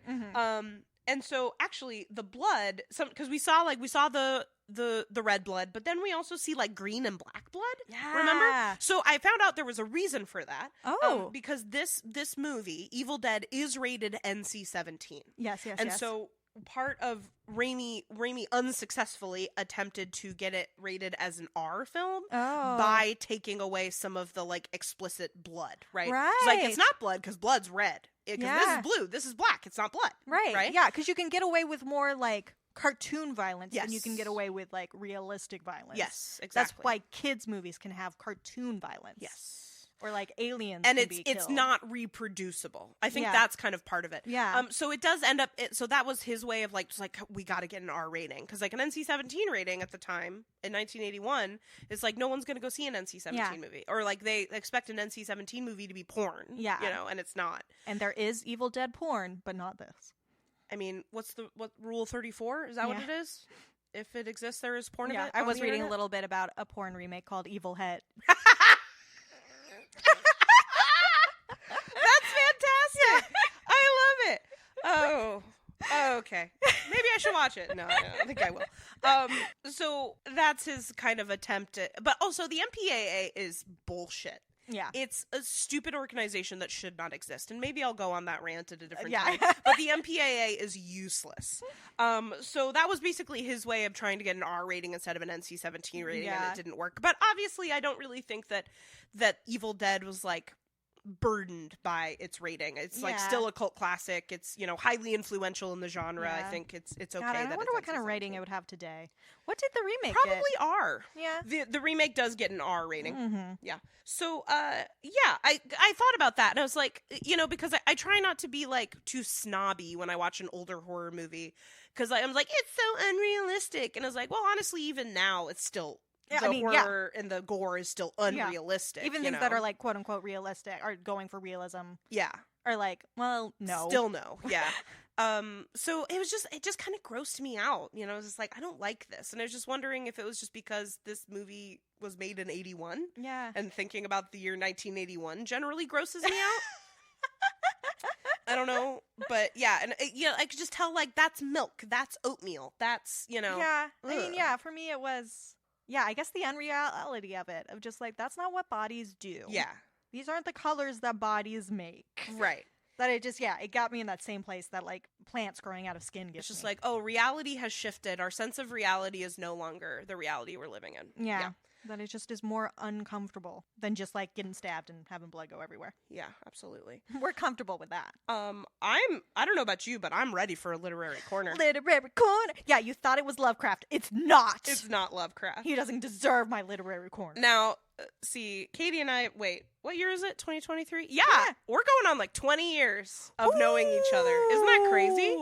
So Katie and I have known each other for about 20 years now, and I know how she feels about Lovecraft, right? But obviously anybody listening to this maybe doesn't. So I knew Lovecraft wasn't going to be your literary corner. Yeah. So take it away. Yeah. Tell me why A Cabin in the Woods. Yes, I want to talk about why all these motherfucking cabins in this motherfucking woods. But first I just kind of want to talk about, like, the sort of obvious stuff of, like, cabins in the middle of forest are scary. And, like, why that is. Like, does the idea of being in a cabin, like, why that might be scary in a film? Yeah, I think about, you know, what I want for myself in my future and, like, maybe where I'd like to live, you know? Yeah.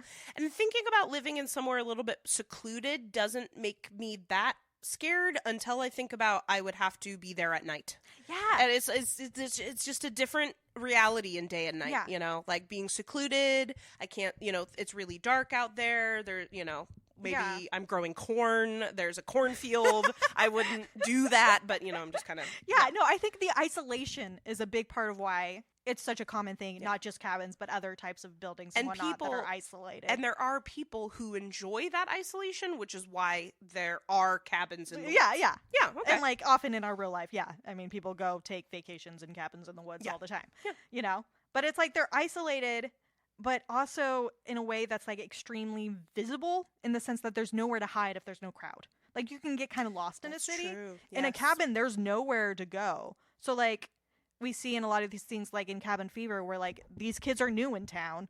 Everybody's going to notice them and treat them kind of, like, warily because they're, like, an outsider. Yeah. So we have this, like, othering kind of outsider thing going on. And then with the isolation, we also have the fact that, like, if a problem does arise, you need to handle it yourself. Because you cannot call out for help. Or, like, help will not get there anytime soon. Yes. So, like, that can also maybe make people act more... Or you could try and leave, but there will be something to keep you where you are. Yeah. And, like, this idea that, like, maybe you're going to act a little more drastically, because this might be the only chance you get. And, like, how there isn't... You don't have the sense of, like, safety in numbers, because it's just you. You know? And maybe, like, 2 or 3 or 4 other people. Yeah. Who just have to, like, figure it out. That can get really scary, and, like, do you actually trust these people you're with? Right. And, like, can you do this? Just because you went to college together, will you work together well in a survival situation? Yeah. And, like you're saying, like, what you were saying with, like, you can try to leave, but often there's, like, nowhere to run. Yeah. There's nowhere to hide. Like, if you do try to just, like, run, you're still in the middle of the woods. Yeah, in the dark. Yeah. And, like, woods even now have their own... like, you can get lost in the woods, and that is deadly for some people, you know? Yes. Like, that is a way that people die. Yep. Exposure to the elements. Yeah. So we have this kind of, like, reversal of this idea of, like, this nice, that sort of, like, nice secluded cabin where you have a good time as, like, a peaceful escape sort of gets reworked as, like, you thought this was peaceful, but nowhere is actually safe. You know, even this place that can be kind of idyllic is, like, not safe. and then also there's often this element of like layers of like past history kind of building up. Right. Where often in these cabins in these movies we see. I think about Cabin in the Woods. Yeah. It's like, it was the Buckner's cabin. Yeah, we right? see all of this like evidence of like past people. There's always like stuff around. Yeah. The basement's packed full of stuff. Yeah. And in this film we have they go down to the basement and get the unfinished business. Or they call it the cellar because they're in Michigan. Right, yeah. They get to have that unfinished business of what the academic was working on and reading the inscription. That it was like something from the past, like if that hadn't happened, this cabin would be fine. But there's always something in the past that makes it scary. So I think it's makes sense that we keep having cabins in forests as like a site of horror. But I still was like, but where does it start? Yeah. Where does this really originate? And like, is there a through line that I can think of in stories from like the way back to now that kind of gives us a line through all of that? And I really thought that if I just Googled what's up with all these cabins and all these horror movies, that I would just have like answers. You know, that somebody would be like, oh, here's where the trope comes from. Right. But that was not the case. Because there are so many literary resources about horror. Yeah. Right? Like you shared with me the PDF of just the book of essays about just the Evil Dead. Yeah. Like there's so many resources. 220 pages of just essays about just the Evil Dead. Yeah. And yet I was even on TV tropes, and I was like, cabins. Yeah, I've used that before. Yeah, and it was like, nah, nothing. If you type in Cabin in the Woods, it'll give you the movie Cabin in the Woods, but it will not talk about how the cabin in the wood itself is a trope. Right, like that is not its own trope page. Huh? And I was like, but it is. That's why it's called that. Yeah, because it's a trope. Yeah. So what's happening here? Yeah. So I just thought, and then I did find like on IMDb or whatever, they had a list of like cabin horror movies. Sure. And as far as I could tell, like... And we've watched all of them. No, I'm kidding. No, there are so many. I know. Yeah. But yeah, that it did kind of start with, like, The Evil Dead. Or else, like, Friday the 13th, because that's technically, like, a summer camp, which has cabins. Yes. But it's, like, multiple cabins, so it's slightly different. Yes. And then, yeah. So I was like, whoa. So then I was like, well, then what is the line that I can make? And my first immediate thought was Baba Yaga. Oh, yeah. So I started way back with Baba Yaga, who has famously a hut in the forest, a hut that is on chicken legs. You can wander around the forest. Yes, I have a Decemberist shirt that has a little Baba Yaga. Yeah, a little Baba Yaga hut with on the chicken legs walking around. Yeah. Bones on the ground. Good stuff. Yeah, and Baba Yaga is interesting because she isn't always like, I mean, she's like a hag witch figure, but that doesn't always necessarily mean that she's like evil. She kind of has more of that fae morality where she has her own rules. And like, maybe you'll upset her because you weren't polite. Yeah, and that'll be your downfall. You got in her way, and like that's on you. Yeah, you came like, into her woods. Actually, she's just going to totally help you out for like no reason that you can discern. Right? Yeah. So she's got the fey morality of like she's not playing by our rules. Yeah, and, like it's hard to know exactly what she's gonna do. Yeah. When you look at it from human morality. Yeah. And then I started thinking about other like Slavic sort of fairy tales and the cabins that Baba show up. Yaga's Russian, right? Yeah. Okay. And so like other like Slavic, Eastern European, that sort of like dark forest German kind of world of like, I don't know, Hansel and Gretel. Yeah. That's another witch with a cabin in the woods. The cabin's made out of candy. That's pretty cool. Delicious. Yes. Goldilocks and the Three Bears, that kind of thing. That's true. Yeah. Even you can kind of think of Little Red Riding Hood. She's trying to get to her grandmother's. She's going through the woods to get to her grandmother's cabin on the other side. That we have that kind of thing, but that the horror of that really is around the dark woods, the dark forest. That it's all about the horrors that lurk in there as like a way to keep people from like wandering into the forest. Like the big bad wolves. Yeah. Yeah. And like Baba Yaga, where it's like, it's not necessarily that she's evil, it's that she's more like a force of nature, like what you would find in the forest, where it's like the weather. Yeah. Or, getting an injury because you stumbled over a tree branch or whatever, where it's like, it could be helpful, it could be food, like a cabin made of candy. Yeah. It could be what you need to survive, or it could be what kills you. I think about, this is making me think of, do you remember when we watched Gretel and Hansel? Oh, yeah. Long time ago. Yeah. And I think about they're in the woods, right? Yeah. And they are hungry, so they decide to eat mushrooms, right? Mm-hmm. And then what happens is they get crazy high. Yeah. Right? And so it's like that like if you don't know how to live in nature, if you don't have those survivalist skills, then you're gonna eat a mushroom and you're gonna roll the dice. Is it gonna give you nutritional value? Is it going to kill you, or is it gonna get you really high for a couple hours? Yeah. And like that's really where these sort of these original kind of witch cabins come from. Mm-hmm. And it is what we see in like The Witch, the film, where we have originally the family living in this cabin in the woods, but then if you go even deeper into the woods, right, there's that the family witch's lives hut. on the edge of the woods. Yeah. Yes. And yes. then within it, there's the witch's hut. Yes. Where she's doing her dark, witchy things. Yeah. That is very much in line with the sort of original branch. And then I was like, okay, well then where did that grow? Yeah. And my next thought was other somewhat isolated, haunted castles like we see in Dracula or Frankenstein. Yeah. Those other kind of classic monsters that often kind of bridge the east to the west. So they kind of serve as like a bridge. Yeah. From that Eastern sort of orientalized kind of racist version of it world, which is really present in Dracula. Yeah. Where it's like this isolated, haunted thing sort of invading the West. Yeah. And then it becomes less about like, yes, the forest is still scary. Yes, the isolation is still scary. Like, yes, John Harker is like still trapped with Dracula and can't leave because the forest is scary and there are wolves. Yeah. But also now Dracula is leaving his castle and coming into London, into the city. Yeah. And it becomes like less focused on the woods itself and more about like oppression and like the fear of the other. Yeah. Well, and I think about Dracula specifically. Are you familiar with Homo Criminalis? No. So it's all bullshit, right? But yes, I am. But Continue. like, you know, this idea that came out of, you know, probably around the 18th century in Europe that criminals have distinct physical features. Yes. And that the criminality is inherent in their biology, right? It's definitely like a nature. I think it's more 19th century. Okay. Nature. It's in their nature rather than, you know, a victim of circumstance, right? Yeah. And how originally in Dracula, the way that Count Dracula is described is to have all the features of the quote-unquote Homo Criminalis, right? You know? Yeah. And also he's coded a little bit as Jewish as well. Yeah. He's quoted a little bit queer as well, a little bit gay. There's a lot about how he's very... How there was a lot of influence from... Because the Oscar Wilde trial had just happened. Oh, yeah. And there's arguments that Bram Stoker was like repressed gay.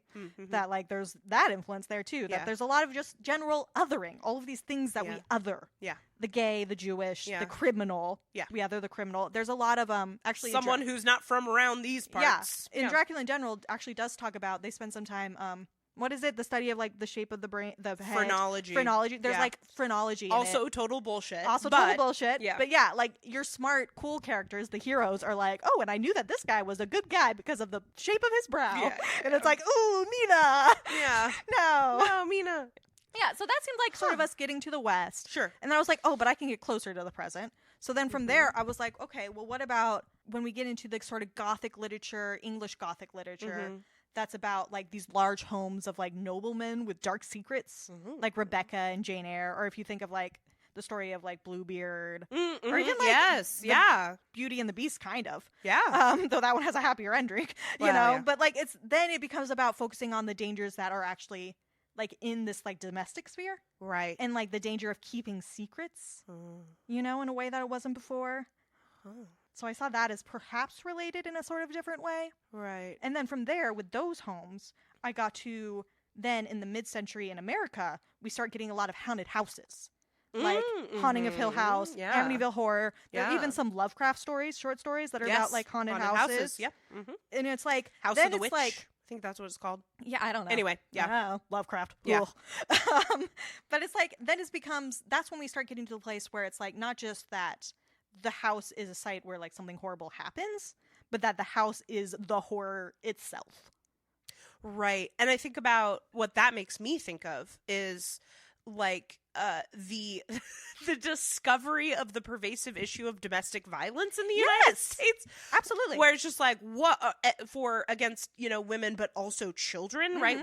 Especially once the school system started to implement mandatory reporting, like reports of child abuse like shoot up. Yeah. And it's just like, whoa, what happened? It's like nothing happened. We're just acknowledging its existence now, right? And kind of like the home as like a private place where like we don't talk about what happens at home outside of home. Yeah. Yeah. And it's where we start to get this idea of like often it's because of past events that are now affecting the present. Sure. Of like in Amityville Horror. Yes. Where it's this idea of like Butch DeFeo murders his family. And then if you go even back farther, perhaps it was the site of a quote unquote Indian burial. That that sort of idea starts coming up. Yeah. And Poltergeist, yep. Yeah, and then that's when we also start to get the idea of, like, maybe the house itself is going to invoke some sort of madness in these people. You know? And that's what I think we were talking about Insidious a while ago. But that's what I think makes Insidious really interesting, is that, like, they think in the first act that it's the house. They have a haunted house. Yeah. And then they leave the house, and of course you have this lull, false sense of security, like everything's better. And they realize that it's not the house. Yes. That's pretty cool. Yeah. I haven't seen Insidious, but that sounds pretty cool. So I think that these elements are sort of like what sort of combine to get us to our cabin in the woods, because it's after those points where we start to have the cabin in the woods start to show up in all of these scary movies, beginning in the 80s with, like, Friday the 13th and Evil Dead, but also getting fed and sort of related to these kind of, like, quote-unquote hillbilly horror films in, like, the Hills 70s. Have Eyes. Yeah, Texas Chainsaw Massacre. Yeah. So they have all of these, like, elements that they're taking of from the previous tropes that I was just talking about, where it's like, we got this dark wilderness. It might have monsters or other horrors in it. We have to be afraid of other people, the other that's coming in. You know, we have to be afraid of, like, secrets that are being kept. And, like, who can we trust? We have to be worried about the wounds of the past. You know, all of these are coming up in our Cabin in the Woods sort of movies. Yeah. In different ways. And then we also have this new element that I think is very American and very of this time of this sort of American urban versus rural dichotomy. Yeah. Oh my comes gosh. Yeah. So that's sort of, that's my little literary corner, what I've been thinking about. It's just sort of like what the Cabin in the Woods does in all these horror films. Right. It has all of these elements. So I don't know. That's just what I've been thinking about as a potential, you know, a story through line for these tropes and what can maybe be feeding into the Cabin in the Woods. Well, I agree with everything you just said. Well, I'm very persuasive. Yes. Also, I like you. So, you know, I'm just kind of like already You're inclined predisposed to be like, whatever Katie says, I'm probably ready for it. Yeah. But I think it's interesting to think about with this film in particular, because it is kind of like one of our original, like, I can say that these were maybe like origins for it, talking about Baba Yaga and stuff. Yeah. But like this film, Evil Dead, is really why we see cabins show up, or at least it's the first one that really does it. Yes. And it's definitely a direct reference that, like, Cabin Fever is making, and Cabin in the Woods is very much making this direct reference. Yeah. That it is, like, the reason that we have that a lot is this film, but then, like, we still have to think about why did this film do that? And what made people be like, that's a good idea. That's iconic. Yeah. Yeah. So I don't know. It's just interesting. Yeah. Well, ever since we covered the first one, Cabin in the Woods, I have been wondering, like, why a cabin in the woods? Yeah, no, it's been, eating away at me, because literally every film we've watched so far, except for Scream, has had a cabin in the woods. Yeah. That's true. And even Scream kind of had, like, an isolated house. Yeah, they were kind of... not quite in the same way. Not in the same way, yeah. Yeah. But no, everything else has just been like, cabin in the woods, cabin in the woods, cabin in the woods. Yes. And I was like, stop! I can't do this anymore. Well, especially since we wanted to start with Cabin in the Woods. Yeah. Right, yeah. Well, and next time, we've decided we're doing Ready or Not. Which is also an isolated house. It is isolated, but it is not a cabin. But it is an isolated house in the woods. There's definitely a lot about class happening in that film. Yeah. We'll talk. And I feel like it maybe would fit in more with, like, the Jane Eyre and the Rebecca and that sort of gothic. Lower class woman with the richer class guy. Yeah. But we'll talk about it. There's a lot here. It's a rich text. Life is a rich text. So I want to just take a couple of minutes to compare the original to the 2013 remake. Tell me about the remake. So I don't know anything. We still have a stupid ass white boy who reads the Latin after he's been expressly told not to do it. So what's interesting about what's his name? I call him Scotty. His name's not Scotty though. But he's the new Scotty. He's the new Scotty. He functions as Scotty. His name's Eric. That's right. So here's what Eric does. Name. Eric finds the book, the Necronomicon. And it has been graffitied with, like, red ink that says, do not read this. Like, this is an evil book. Don't do it. Put it away. And, like, the chants or whatever that, like, summons the demons has been scratched out, so you cannot read it. But what does Eric do? He gets a piece of paper, and he, like, gets a pencil and, like, rubs, makes a rubbing so he can see the words. So even honestly, though... Clever.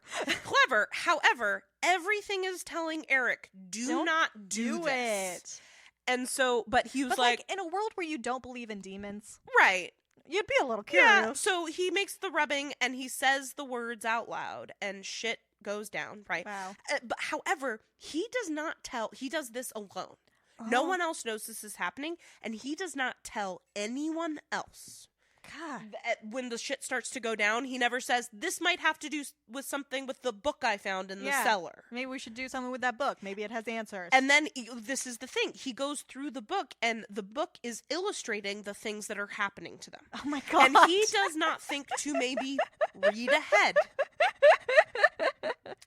And it's like, what an idiot. oh my gosh, like, they're showing, this Possession injury that's exactly the injury that Mia has, whatever. Yeah. And instead of maybe like, okay, but you're only halfway through the book, so maybe flip through the rest Let's of the go book. to the end. Let's see what it is. And so you, like, maybe know what's coming, and maybe that can help you come up with a plan. No. I mean, like, I know it's a common thing with horror that, like, people act in stupid ways. Like, that's a common horror thing. Yes. Yeah. But my God, there is a bad. limit. It was bad. Yeah. And I was like, Eric, god damn. Plus, we have low tolerance for stupid white dudes. Exactly. So. I just can't handle it. Yeah. So they've added, in the original, the difference is they've added a dog. Just have the dog get hurt. Just to have the dog die. Don't do it. Foreshadowing. It's like, I understand why that happens. It's effective foreshadowing, but it's like, it's cheap. And I feel like I kind of like more, because we get that in this Evil Dead, the original, in such a nice ways, where we have right out the bat the foreshadowing of, like, the truck that almost hits them. Yes. Where they have to swerve out of the way. And then the tracking shot that we feel is, like, a little bit creepy. Yeah. Like, that's already enough foreshadowing. We don't need to bring any innocent dogs into this. Exactly. And, like, we don't even get, like, the dog's name. Like, we just see the dog at the beginning, and then the dog is gone. No. And then all of a sudden, they're like, where's the dog? And then that's when they find the dog dead. No. Presumably from the Deadites. I don't know. At least let the dog get possessed. The main character is this girl named Mia. And she is kind of a Cheryl Linda hybrid. Okay. She is the dude who's basically supposed to be Ash, whose character's name is David, is her sister. I'm sorry, his sister. His sister. Yeah. He is also the one who gives Mia the necklace. It's the same necklace that he gives to Linda, but he's giving it to his sister, and it sounds like there's been some estrangement between this brother sister. Another point, just as an aside, yeah, about the idea of, like, eyes and looking, the fact that it's like a weird magnifying glass, and that does it. Yeah, but then that being the thing that, like, they save the day with in the original, yes, where he uses it, and it's like, yeah, I don't know. And there's something there. I don't know what it is. It's a half-baked idea. Yeah, continue. So we have a really emotionally manipulative climax between the brother and the sister. They have a conflict and a resolution, and it's like it really doesn't become about them battling the Deadites. It kind of becomes about, like, them resolving their issues as brother and sister together, which is weird. I feel like because brother and sister relationships is something that means a lot to me. Of course, yes. As a sister to a brother who is awesome. Yeah. That I tend to like it when it shows up in films. Yeah. Like, I'm thinking of nope. Nope. Yes. I got there. You got there. Nope. The brother-sister relationship is done so well in that film, and sort of great. adds to the horror because that relationship is so special and interesting and has that kind of estrangement that they're getting over. Yeah. That I'm extra offended that it's, like, not done well in this. We have a very different ending. Mia is our final girl. Everybody else dies except Mia.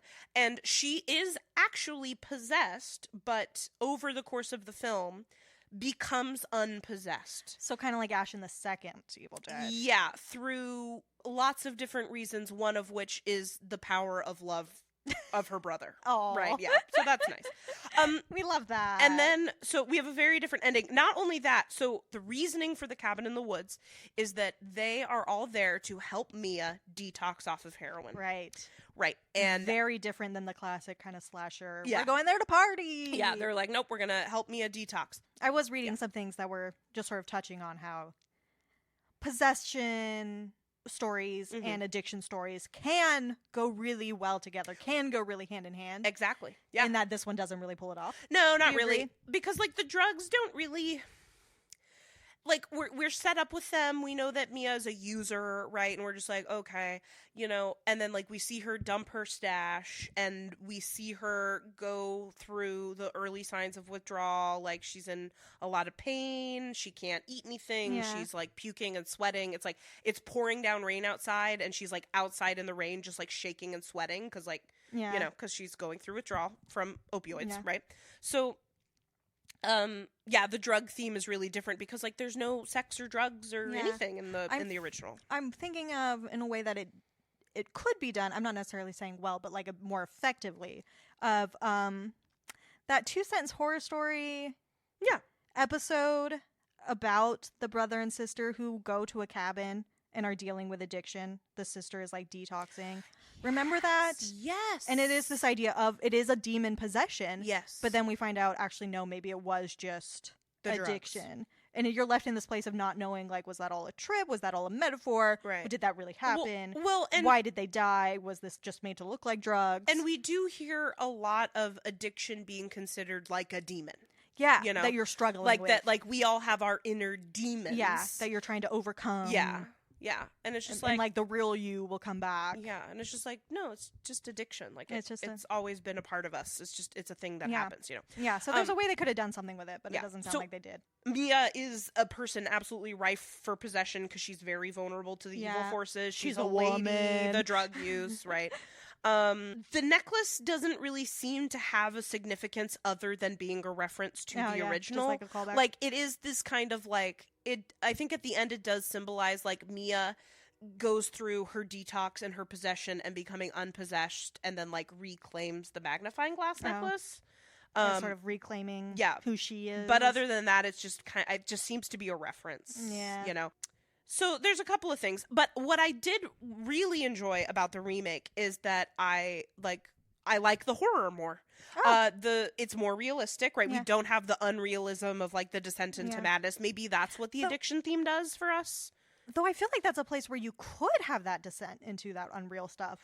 With the addiction. Well, that could have played so well together. It does a little. There's a scene between two characters, Olivia and Eric. And it is absolutely fantastic. Olivia has been possessed, and we get the reveal, like, we are kind of Eric approaching Olivia, like, in the bathroom, and we can't see her, and we get the reveal of Olivia, like, cutting off part of her own face. Ooh. And I was like, oh, yes, that's what I'm talking about. Yeah. And then we get a little slapstick comedy. Eric slips and falls on that part of Olivia's face. Like, it's thrown on the ground, and then he, like, steps on it. Oh, my God. It's so good. And then, but it seems, I don't know, there's something very original and unique about the first Evil Dead that it doesn't sound like this remake has. Yeah, definitely not. No. That's not really doing anything new. And then we have Natalie, who is supposed to be Eric or David, New Ash's girlfriend. She does also become possessed, and there is like a self-mutilation, like they mutilate themselves before they work on anybody else, you know?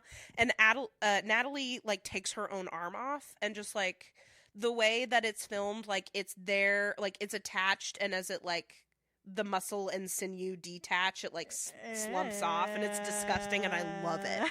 It is exactly the kind of stuff I live for in a horror movie. We get a good reference to the chainsaw with attacking the demons from underneath the car, like someone's like hiding under a car and they have a chainsaw in there. Yeah, so we get the reference to the chainsaw. I saw something about how also her last, I was reading in terms of how like the final girl can get kind of masculinized by the end. Sure. That she's a good example of that, where she uses the chainsaw very close to like her pelvis and sort of goes down through his head in like a sort of like blowjob simulation. That's like very masculine. I'm going to be honest, I don't remember that exactly, but maybe. Yeah. But what we do get a great reference to Ash losing his hand, because like there's a car that like the forces of evil like bring up and then brings back down and falls on Mia's hand, on her left hand, I think, because Ash loses his, I don't know, right hand. I could not tell you, but he's left-handed anyway, so it's like not a big deal. I have no idea. Well, I mean, it's still a big deal to lose your hand, but and then so what happens is like they find out that Mia is possessed, and there are like a couple of ways to unpossess her. And one of them is to just kill her. Right. Yeah. Right.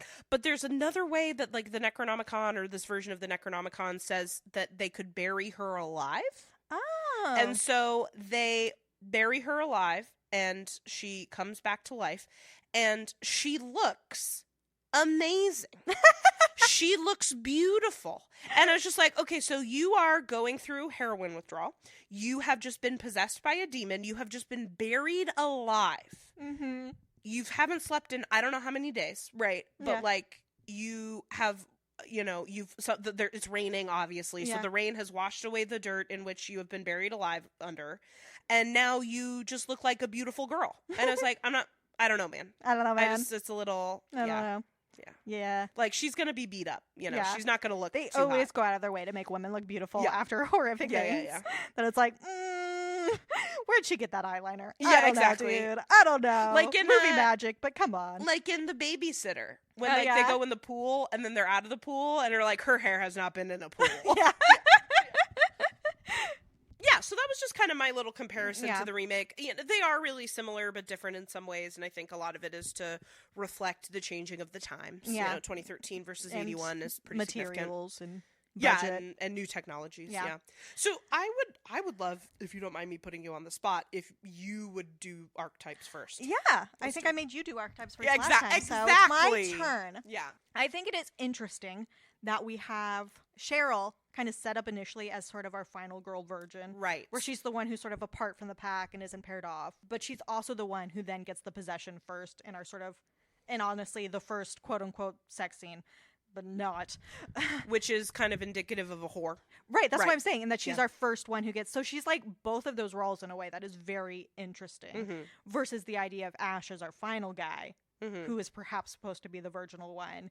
And who also doesn't seem to have a particularly, from what we see, sexual relationship with Linda. Because like, as we talked about, this film doesn't have a lot of sex. Yeah. So like that virgin whore dichotomy is sort of hard in this film. Right. And also, we've got 3 female characters. And there is an argument to make for maybe Shelley being our whore just because she's our one boob shot. Right. And like, is that it? Is that all it takes to be the whore? Is that we get this moment of voyeurism? Yeah. And it's on her in a moment when she's not trying to be looked at in any way. Yeah, she's just changing into her pajamas, but she is technically yeah. our first kill, even though she's not the first one possessed. She's the first possessed person who then gets dismembered and like is no longer present in the film. Right. At that point. Yeah. So like, I think she's our whore. Yeah. And I like that. Perhaps I'm sticking with Cheryl being our virgin, and it's the idea of like, in this case, the virgin. Like Sam Raimi was very purposeful about saying, we're not going to have it be a girl, we're going to have it be a guy who's the final one. But we still have this idea, this sort of like bait and switch with Cheryl where she is our virgin, but that doesn't mean she's going to be the one who lives to the end. In this one, the virgin gets possessed and like defiled first. You know? So I think she is still our virgin. Yeah.